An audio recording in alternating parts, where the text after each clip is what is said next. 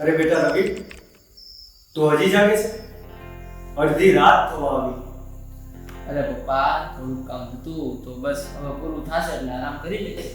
અરે બેટા, તું થોડોક તારું તો વિચાર કર. બસ 24 કલાક કામ કામ ને કામ. બેટા થોડોક આરામ કર અને થોડીક શાંતિથી બધું કામ કર બેટા. અરે પપ્પા, તમે ચિંતા ન કરો, હું મારું ધ્યાન રાખું જ છું. અને તમે એ બધી ચિંતા છોડો, મારી ચિંતા મૂકીને તમે એન્જોય કરો. ક્યાંક મંદિરે જાઓ, ફ્રેન્ડ સાથે બહાર આમ એન્જોય કરવા માટે જાઓ. તમે મારી ચિંતા છોડી દો. અને આમ પણ ઓફિસનું કામ બધું મેં સંભાળી લીધું છે. તમે હવે સાવ ફ્રી. અરે બેટા, જ્યારથી તે આપણી ફેક્ટરી સંભાળી છે ને ત્યારથી મારી તમામ ચિંતા દૂર થઈ ગઈ છે. મને એકદમ શાંતિ છે. પણ બેટા થોડોક તો વિચાર કર, અડધી રાત થવા આવી છે. સારું, સુઈ જાય બસ. અને હા જો, એક ફોરેનની કંપની છે જેણે આપણી સાથે ડીલ કરી છે. વાહ, કોંગ્રેચ્યુલેશન મારા દીકરા. વાહ, ખૂબ ખૂબ અભિનંદન. ખૂબ આગળ વધો અને પ્રગતિ કરો બેટા. પણ બેટા બધી વાત સાચી છે. અડધી રાત થઈ છે, તે ઘણું બધું કામ કર્યું છે આજે આખો દિવસ. તો એક કામ કર, મારો દીકરો થોડોક આરામ કરી લે અને હું પણ જાઉં છું. હું સુવા જાઉં છું. હા પપ્પા, તમે સુઈ જાઓ, હું આરામ બસ કરું છું. હા.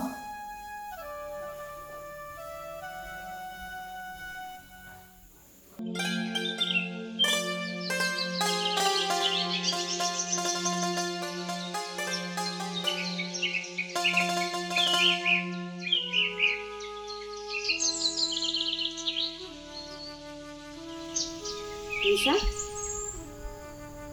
નિશા, હા, શું વિચારે છે? મમ્મી, એક વાત કહું? હા, કે ને. રવિ તો મારો સોતેલો ભાઈ છે ને. આવું કેમ બોલો છો? મમ્મી, તમારી અને પપ્પાની હું એક તો દીકરી હતી જ ને. તો પછી પપ્પાને રવિને દત્તક લેવાની શું જરૂર હતી? જો મમ્મી, તમે વિચારો, હું તમારી સગી દીકરી છું, રવિ પારકો દીકરો છે, છતાંય પપ્પાની બધી જ મિલકત એના નામે થશે. અને હું તમારી સગી દીકરી હોવા છતાંય મારા હાથમાં કાંઈ જ નહીં આવે. પપ્પાની ફેક્ટરીઝ, બંગલો, ગાડી બધું રવિના નામે થઈ જશે. તો હું તો સગી દીકરી હોવા છતાંય મારા હાથમાં કાંઈ નહીં.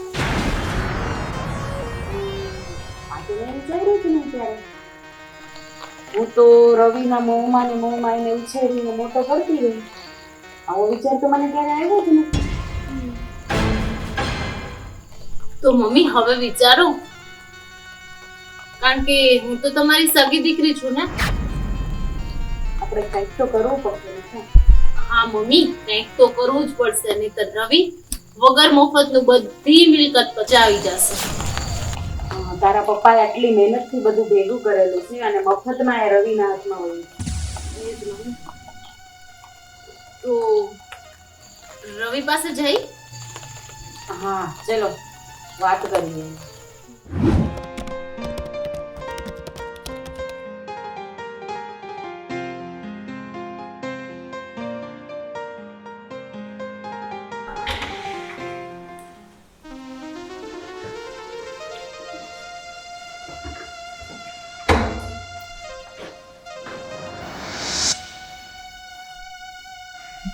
મમ્મી, અત્યારે? હા, મારે તારી સાથે વાત કરવી છે. હા મમ્મી, કઈ વાંધો નહીં, પણ હું થોડુંક મારું કામ પતાવી લઉં પછી નિરાંતે વાત કરીએ. ના, મારે અત્યારે જ વાત કરવી છે. એવી તો બધી શું વાત છે મમ્મી? એ પણ આટલી બધી સિરિયસ? જો રવિ, તું પારકો દીકરો હોવા છતાં મેં તને માની જેમ ઉછેર્યો, મોટો કર્યો, ભણાવ્યો, ગણાવ્યો, ફેક્ટરીએ જતો ગયો. પણ હવે હું નથી ઈચ્છતી કે તું મારી મિલકતના વારસદાર આવે. મમ્મી, તમે કેવા શું માંગો છો? એ જ કે હું મમ્મી અને પપ્પાની સગી દીકરી છું, તો એની વારસદાર તો હું જ ગણાવ ને.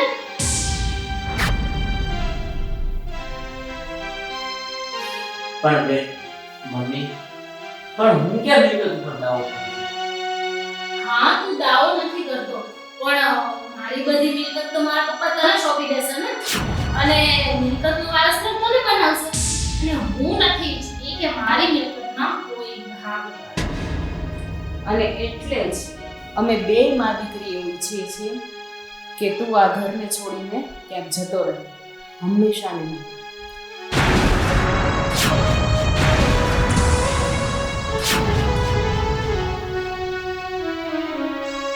મમ્મી, બેન, જો તમે એવું જ ઈચ્છતા હોય ને તો હું કાલ સવારે જ મારું બેગ લઈને આ પરિવારમાંથી હંમેશા માટે અલગ થઈ જઈશ.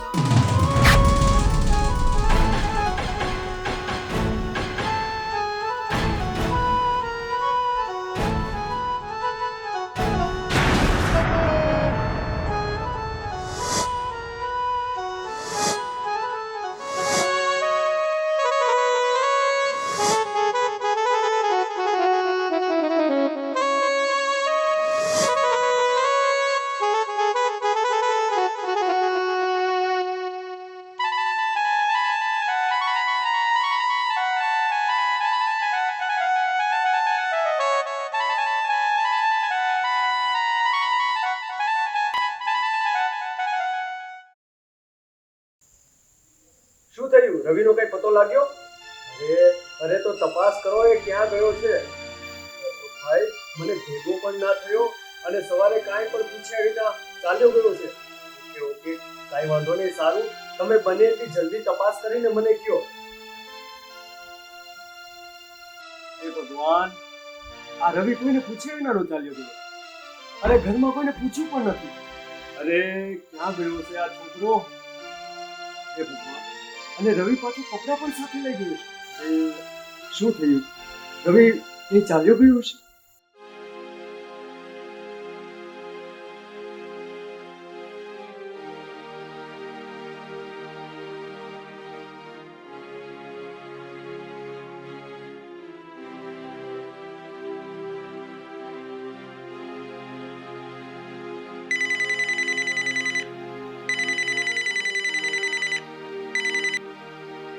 હેલો, હા અશોકભાઈ, હે રવિનો પતો લાગી ગયો એમ? વાહ અશોકભાઈ, હા એક કામ કરો, તમે ત્યાં પહોંચો, હું અહીંથી નીકળું જ છું. હા હા હા હું આવું છું.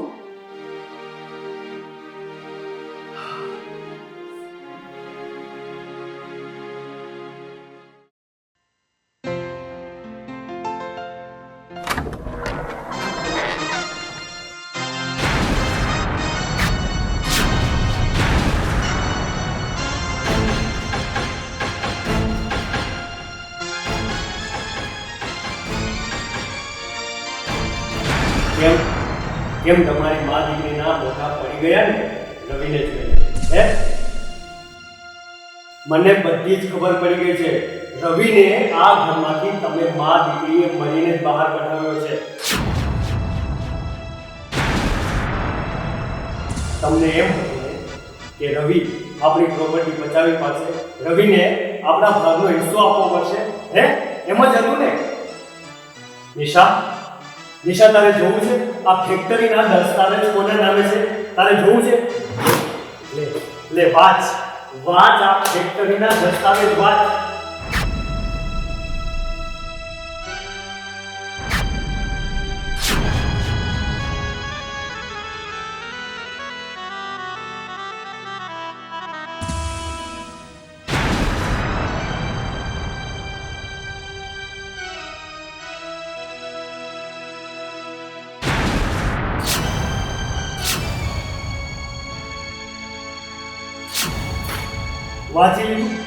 વાંચી લીધું?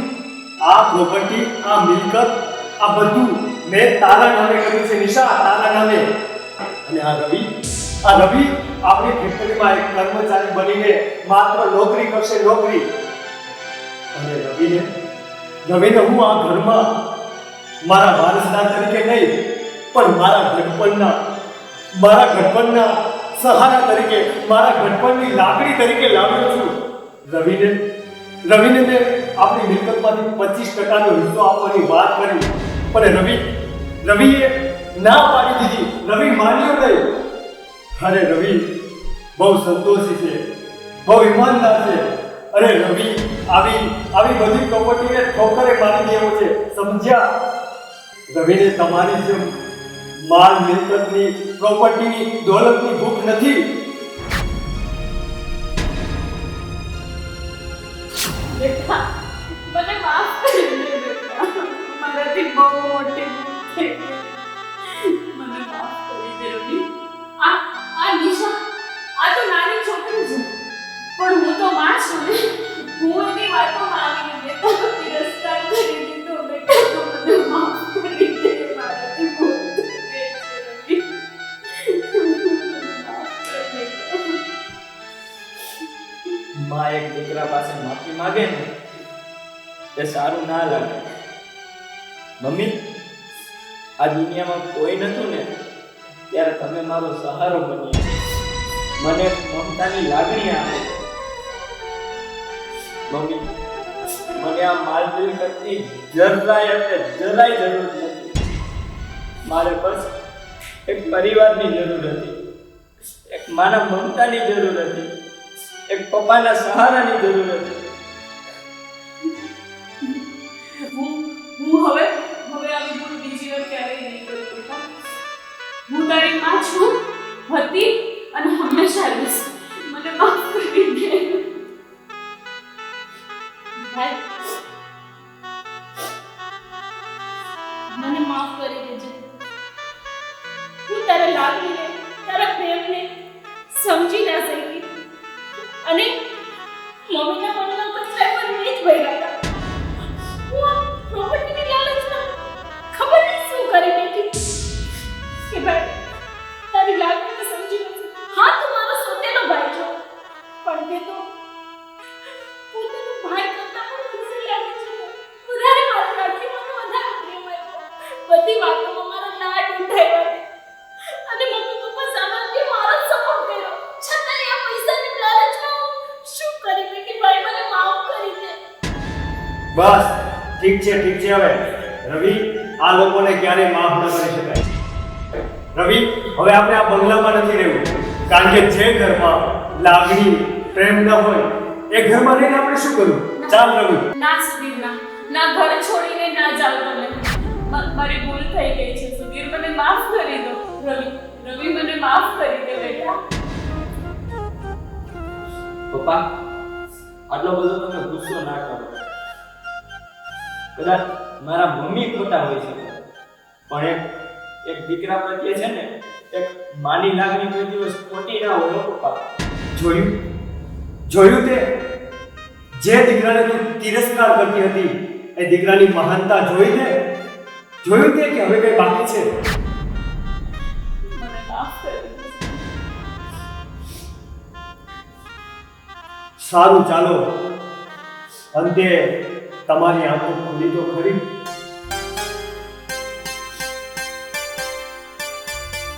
એટલે ભાઈ તેમને માફ કરી દીધા. જાને તિજલી